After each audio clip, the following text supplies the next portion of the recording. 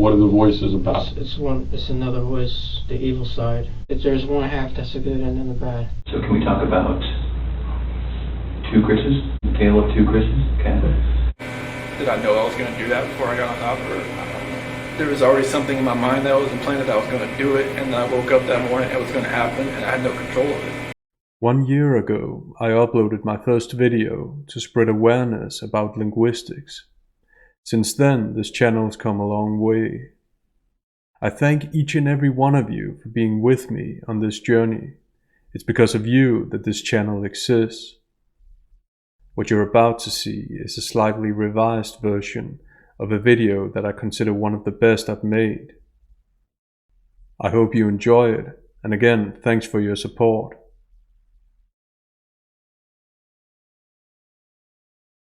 This is a comparative study of Cruz and Watts.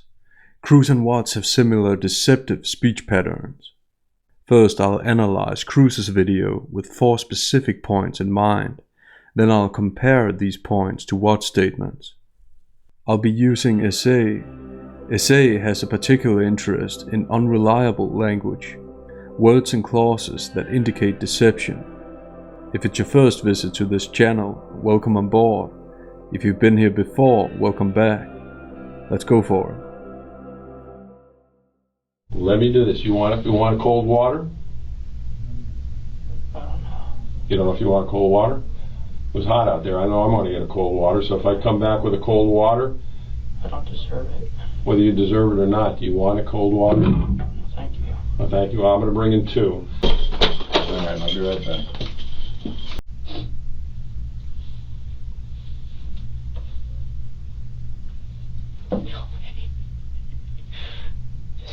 Kill me. Cruz says that he doesn't deserve water, and the detective's reaction to this statement is noteworthy. He debunks it. Whether you deserve it or not, do you want a cold water? And rightfully so, because in these interviews, subjects will frequently display fake humility to win the detective's favor. Thank you is a token of politeness. Even though it's a small detail, we should always be aware of politeness in a situation like this. Being thankful isn't an emotion that we expect a guilty person to have at this point in time. Our first point is unreliable self-hatred, and our second point is unreliable politeness. When you tried to kill yourself with alcohol, your mom was still alive. What were you depressed about back then? Loneliness. Loneliness? Loneliness. Friends? No friends? Or what kind of loneliness? I mean, everybody gets lonely. Solitude. Solitude? You don't have a lot of friends? No. Instead of caring about Cruz's alleged loneliness, the detective asks him to account for it. Everybody gets lonely, as he says. This is a way of letting Cruz know that this isn't a supporting interview where he gets to express his emotions freely. And you're talking about demons. What are the demons? The voices. Well, tell me about it. What are the voices about? It's another voice, the evil side. Cruz distinguishes between a good side and an evil side. He's assigning agency to the evil side in form of voices. This is a way for him to evade responsibility for his own thoughts and his own actions. Distinction between entities is our third point. Next, the detective wants to find out when these alleged voices began. He's testing the validity of Cruz's claim. Okay. And how long has that voice been going on? Years. Okay. When did it start, you think? When your mom passed? It started getting worse when my mom passed. Okay. In CA, we note pauses that indicate that the subject's having trouble answering, and when the subject finally does answer after a 2.5 second break, we expect them to come up with a more specific answer than the vague one-word response Cruz comes up with. Years. We should note Cruz's parroting of the detective. Parroting, or lexical reuse, is the least stressful way of answering, since it doesn't require the subject to come up with their own thoughts. Cruz only adds the comparative words to the question. Cruz reveals that this topic is sensitive to him. Did it start how many years before your mom passed, do you think? When my father died. Okay. Did you ever tell anybody about the voice? Never? And what does the voice say to you? The detective has to keep asking because Cruz doesn't provide sufficient information. We note Cruz's behavior as stalling, avoiding questioning. Well, what does it tell you to do? Burn, kill, destroy, Okay, burn, kill, destroy what? anything. His answer is immediate and delivered in form of a rhyme almost. It sounds very similar to Dennis Rader's description of his murders. Except for the D in destroy, it's the same initial letters, and the word lengths are the same. Since there's no additional information, Cruz's words sound rehearsed. Anything is another vague word. In the following passage, Cruz goes on to mention 2 of the 3 pillars of the McDonald Triad. The McDonald Triad links fire setting and animal cruelty to violent and/or homicidal behavior. Pay attention to Cruz's difficulty in answering. His pauses and short responses are all signs that he doesn't speak from experiential memory, and he's visibly surprised about the detective's disbelief. Okay, but have you ever burned, killed, or destroyed anything? What have you burned, killed, or destroyed? Burned, just fire, set fire. To what? In the pit, fire. Oh, a fire pit. Okay, well, I mean, the voice told you to burn something, you built a fire in a fire pit. What's destructive about that? That's what fire pits are made for. What else did the voice tell you to do that's... Kill animals. Okay, have you ever killed animals? Yes. What kind of animals? Birds. Birds? Wild birds or people's Birds. pets? How do you kill them? Birds. How do you kill them? Wait for them, kill them. Oh, can't catch them, so how are you waiting for them? Out in the grass. Wait for a bird to come up. There's no way, man. I'm a bird lover. There's no way. You can't catch a bird, Holmes. No, I mean like. With a pellet gun? Oh, okay. Where's your pellet gun? It broke. Okay. Essay operates with the term narrative balance. A narrative consists of a prologue with background information, a critical event describing the details of the narrative itself, and an aftermath, what happened after the critical event. The critical event's normally about 40 to 60% of the narrative. Cruz makes no such narrative. He doesn't even give a situated representation of a series of events. And when he finally says something about the alleged event, out in the grass. Wait for a bird to come up. it's quickly dismissed by the detective. There's no way, man. I'm a bird lover. There's no way. You can't catch a bird, Holmes. All right, so the voices tell you to hurt animals and start fires in the fire pit. All right, you never told anybody. You never told your mom. You ever told your brother? You told Zach about it. Previously, Cruz admitted that he hadn't told anybody about the voices, Did you ever tell anybody about the voice? Never? but now he says that he told his brother about them. This is deceptive. All right, so let's talk about the last couple days. When was the last time you heard the voice? Yesterday. And what time was it yesterday? It was at night. Okay. And where were we at? Work. You're at work, so you're at Dollar Tree. And what's the voice telling you? Hurt people. To hurt people. Hurt people at Dollar Tree? Or hurt people? Hurt people in general. Okay. Doesn't say specifically who? Alright. Cruz is changing terminology. He says that the voice tells him to hurt people, which is an understatement compared to his previous words. Burn, kill, destroy. Okay, let's talk about this. Did the voice didn't tell you to take Uber, right? Yes, it did. It did? Yes. The voice said take Uber. Yes. Did The voice is in me. You're the voice. There's In here. okay, it's in your head. Yes. What is it, a male voice or a female voice? Male. Male? Can you tell how old the voice is? My age. Okay. The detective says it the best. You're the voice. This is exactly what Cruz's own statements, or lack thereof, have pointed to. Unreliable correlations between the alleged sayings of another entity, the voice, and the subject's own thoughts is our fourth and final point. Cruz goes on to distinguish between a good and bad part of him, and he does so in an unreliable manner. Do you have a good voice too, or just a bad voice? Is there a voice inside you that says, do good things? No? It's always bad. Can't be. You held down a job for 2 years.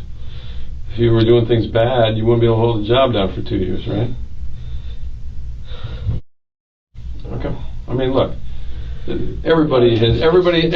me and then my bad side. I understand. Everybody's got a quote good and bad side. There's people. No, it's a voice. The voice isn't here, and then it's me.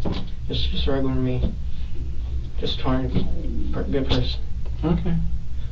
But obviously, again, when you say it's a voice, it's you. It's all you. The voice is you as well. Yeah. The voice didn't force you to do anything, right? No, the voice did. It's two voices. Uh-huh. There's one half that's the good and then the bad. Yeah. The 4 points that I'll compare to Watts are: unreliable self-hatred, unreliable politeness, distinction between entities, unreliable correlations between the subject and the entity. In his prison interview, also known as the confession interview, Watts reflecting on his actions. Every time I see pictures of him, I don't know how this could have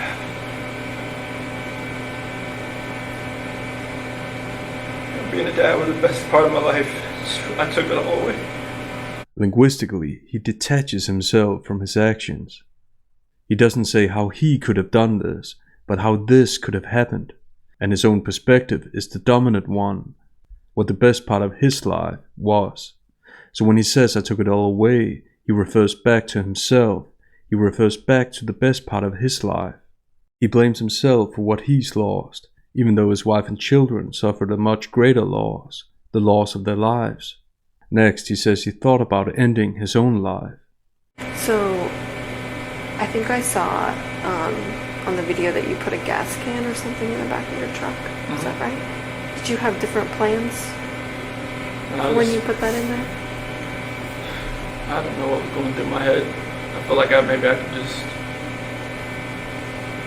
get rid of myself at the same time if I was doing all this, honestly. Yeah. Did you just think about that? What did you think about that? I felt like I deserved to live after what had happened. Was there any thought to the whole family going away that day, to include you? After everything happened, that was a definite thought. Yeah. This is all said in past tense, so his alleged thought about ending his own life belongs to the past. And since he's still alive, it was obviously not his main thought. It's likely that he's simply mimicking the thoughts of the general public. Honestly, I just felt like I deserved to live. Yeah. And it was like, whatever judgment I was going to come upon myself,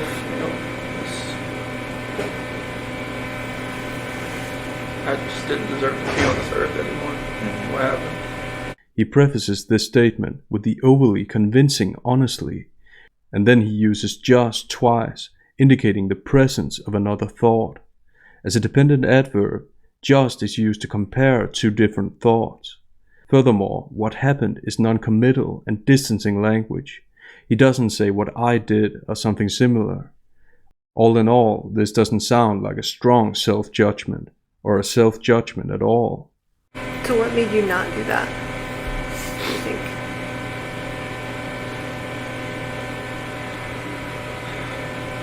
I don't know if it was just more of like because with the site, maybe it was just more of like, I would have hurt more people than just me and everybody else. Like, I know there's other people out there, not like at the site, but other people like maybe out in the area. Like, I didn't want something like on the site to catch fire and blow up, and then other people around would get hurt in the same. He's depicting himself as considerate, which falls flat because he obviously wasn't considerate of his pregnant wife and daughters. Next, notice how he continues stressing that he didn't know what he was doing. So you were thinking initially about starting a fire out there or an explosion or something, or? Just no, not for that. Just like maybe I could just take care of myself and not have been dead. Wow.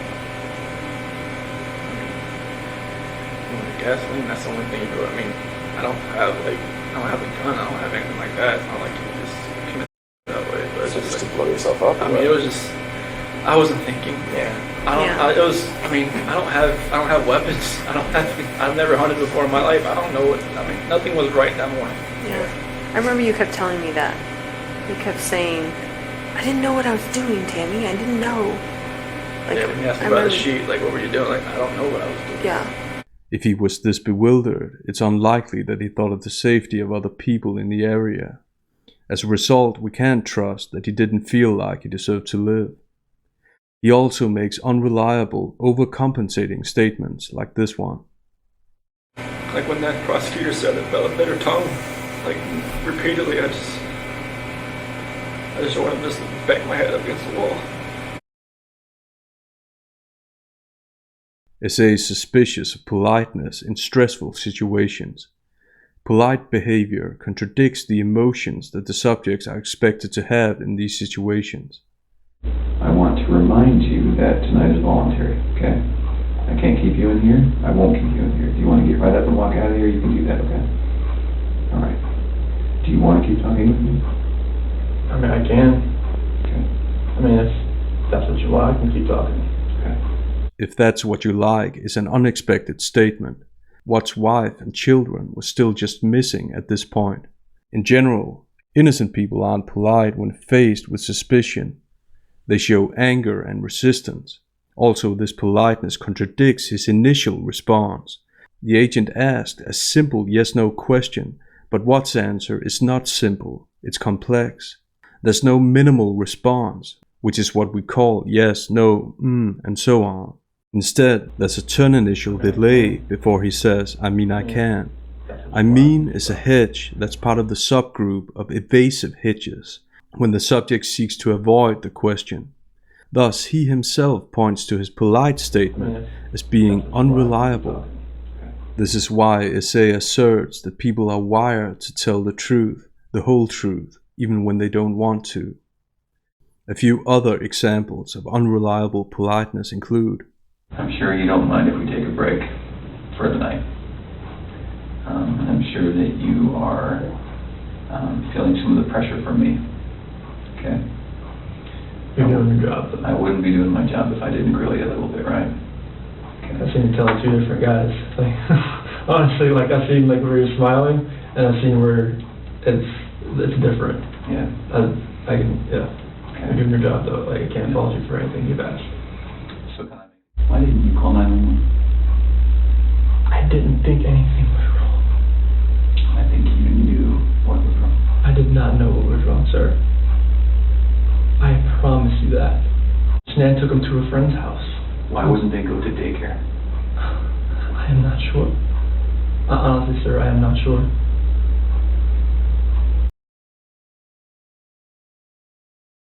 Like Cruz pointed to a good side and an evil side, Watts makes it sound like he was a different person at the time of the murder. Murderers frequently distinguish between two versions of themselves for self-serving reasons: to appear crazy to get a lower sentence, or to avoid the consequences of their actions and thus present themselves in a more favorable light.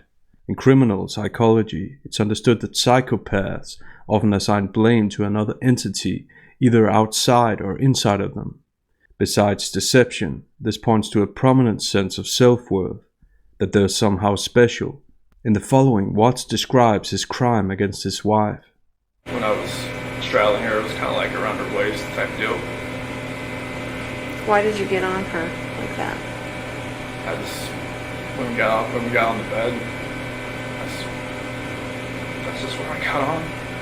Is that so she would listen to you? I felt like she could probably listen to me just laying beside her, but I got on top of her. And every time I think about it, I'm just like, did I know I was going to do that before I got on top of her? I don't know. Really? That's an interesting thought, Chris. You don't know if you knew. Just like everything that happened that morning, I don't know, like, like I try to go back in my head. I'm just like, I didn't want to do this, but I did it. And just, everything just kind of like. Felt like you had to? It just felt like it was. I don't even want to say it felt like I had to. It just felt like there was already something in my mind that I was implanted that I was going to do it, and I woke up that morning and it was going to happen, and I had no control of it. Again, just is used to compare one thought with another thought, typically the opposite thought. So this suggests that he's comparing not being in control to actually being in control. In everyday conversations, we shouldn't necessarily pay attention to this adverb, but in these interviews, it's always interesting when there are signs of the opposite thought being on the subject's mind. Something is a vague word. This vagueness corresponds to his narrative about not knowing what he did. That refers back to something and grammatically leaves him out of the picture. Was implanted foreshadows that this was out of his control, as he ultimately ends up stating. This is non-committal and self-protective language. It was gonna happen suggests a lack of choice, and again minimizes his agency, his own thoughts and his own decisions. Like, why can't I just let go? I didn't. Oh, that's interesting. Why can't I just let Was go? it feeling like it was in motion and you just couldn't stop it? Yeah, it was just like, I don't even want to know what she saw when she looked back at me, honestly. With what she saw, Watts seems to be making a subtle reference to him being a different person at the time of the murder. He uses honestly to emphasize his point. Honestly has a so-called performative function. It signals intention, that the subject's aware of using this exact word in order to convince someone of something. It's not necessarily deceptive, but it's often seen in deceptive statements. Honesty is or should be presupposed in conversations, so it makes us ask, why the need to introduce this word, and why introduce it at this point in time? Did it seem like it was that long? 2 to 4 minutes? How long did it seem for you? Almost kind of felt like it was longer almost, because it felt like time was standing still. It's kind of like I just saw my life just disappearing before my eyes, but it just like I couldn't let go. It was like somebody else, like if you picture somebody else around you, holding your hands, holding you, keep you from not letting go. His answer contains much more than he was asked about. He takes the opportunity to once more emphasize his lack of control. He does this with an associating expression. Association is common in all types of conversations. It's used to normalize a person's thoughts, so that linguistically they're not alone in having these thoughts. With if you picture, he associates with the agents, and simultaneously underlines his agenda of removing agency from himself. To keep you implies that he wanted to let go of Shanann, but wasn't allowed to do so. Notice the self-references in this passage. He's concerned with himself, his life and his point of view, even while committing the crime. Lastly, it's worth considering the fact that his crimes took planning, and that he had to drive to the oil tanks. He had plenty of time to think, and still he did what he did. This wasn't a short moment where he didn't feel like himself. This was an extended period of time. When Shanann and the children were still just missing, Watts also played along when one of the agents brought up the idea of a good side and a bad side. This is highly unexpected for an innocent person. So can we talk about 2 Chris's? Okay. 2 Chris's. A tale of 2 Chris's? Okay. And you need to help me know which Chris I'm looking at today, and which Chris you really are. By setting up the idea of 2 persons, the agent gives Watts leeway to speak as the quote-unquote other person. People with guilty knowledge, like Watts, don't object as much as innocent people do. Sometimes they don't object at all. The agent even makes Watts say he's okay with this. Notice the presupposition here that Watts silently agrees with, that he hasn't told the truth. He also acknowledges the idea of 2 persons when he thinks the interview's over. And then, after that, can you just come straight here? Yeah. Let's talk, let's get everything out of the way. let's get done with your search, and then we're just gonna, send you on your way, and we'll be back to this Chris, the good Chris, right? Okay. And I'm sorry you have to go through all this. It's part of the process. Okay. So you guys can stay. We observed how the entity Cruz said worked inside of him was suspiciously similar to him. In the following excerpts, we notice how Watts uses an outside entity, God, to make his points. He equates his knowledge with God's knowledge. Watts made a phone call to a private investigator looking for opportunities to appeal his verdict. And, God directed me through little things like, through the poisonous tree, the Brady law, and different cases that, just it popped out of nowhere, but I know what God put in front of me. And I see all these things that relate to my case. I just don't know, how to frame this where, when I do this 35C, I've had this paperwork with me for probably a couple months, and I know I only have a year left to appeal from those Class B and C felonies at a 3-year limit and a 2-year limit. With the verb know, his utterance is assertive. He knows that it's God who put these other cases in front of him. He removes agency from himself. Notice how this utterance, which again makes him the grammatical subject, is placed after the reference to God. Linguistically, the pronoun I and God are one and the same, and they happen to believe the same. He reveals the real reason for his prologue about what God's allegedly shown him. Time is running out for him, but instead of saying this directly, he used God to disguise it. And I really want to figure this out where I can do it in the right time frame, but also not rushing anything. And I just want to get out of here. I know that God has a plan for me, and it's to be in prison right now, but it's not stay here. Because He brought me here for a reason. But He also wants me to do something on the outside. I know I just can't sit here and just wait. He says it himself. He just wants to get out of there. The adverb just undermines his references to deity and once again reveals the simple truth. He's consistently trying to make his mission sound both greater and more honorable than it actually is. Notice the wording again. He knows that God has a plan for him. But if we think about it, the only reason he's able to know is because it's his own plan. He prefaces the but utterance with the restriction right now. He pretends to know the duration of God's alleged plan, and he places emphasis on him getting out, while minimizing God's quote-unquote old plan. The function of but is to minimize or negate the statement that preceded it, and this is exactly what he does. He's not describing God's plan. He's negotiating with himself. He hides behind God's ethos, credibility, and ability. The conjunction but also wins when he undermines that God brought him in prison for a reason. His focus is on getting out, so now he has to undermine what he previously called God's plan for his life. This is highly deceptive. Here, the simple truth is revealed yet again. In criminal psychology, it's recognized that criminals often invoke God's name as a profitable way of gaining people's sympathy and also to make them sound special.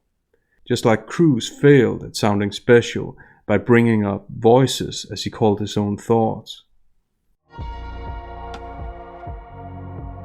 I hope this video gave you an idea of how similar the speech patterns of certain criminals can be. Please don't forget to subscribe and hit the notification bell for more content like this. I'll see you in the next video.